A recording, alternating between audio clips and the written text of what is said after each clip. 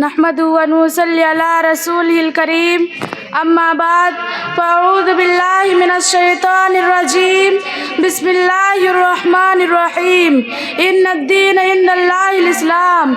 आदरणीय सभापति महोदय, मान्य अतिथिगण, मंच पर बैठे सभी धर्म गुरुगण, हमारे मदरसा के संचालक जी, माता पिता एवं सभी सहेलियाँ, आज हमारे मदरसा आयशा सिद्दीक़ालिल बनात अमनपुर में वार्षिक अंतिम सभा है। इस सभा में मुझे जिस विषय में संबोधित करनी है वह है इस्लामी संस्कार ही सर्वश्रेष्ठ क्यों।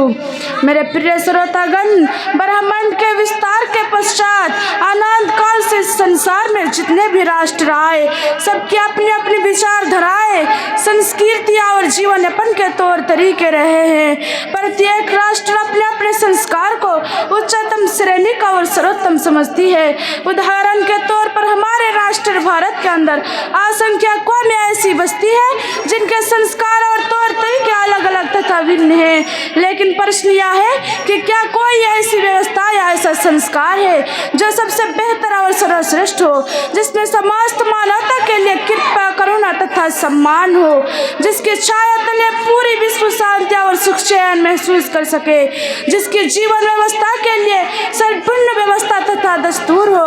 उसका उत्तर यह है कि हाँ, मानव को पैदा करने के बाद अल्लाह ताला ने हमारे अंतिम दूत और रसूल को इस्लाम धर्म के रूप में एक ऐसा दस्तूर दिया जिसमें पूरी संपूर्ण मानव जाति के लिए भलाई तथा रहमत है। इससे बढ़कर इसमें प्रत्येक प्राणियों को विशेष रूप में ध्यान रखा गया है और इसी इस्लाम धर्म को अल्लाह ताला ने अपने प्रिय श्रद्धालुओं के लिए दीन इस्लाम के रूप में चुना है। जैसा कि अल्लाह महनतम ग्रंथ पवित्र कुरान में फरमाता है, इन्नद्दीन इंदल्लाहिल इस्लाम, अर्थात सभी धर्मों में अल्लाह के नज़दीक असल दीन इस्लाम ही है।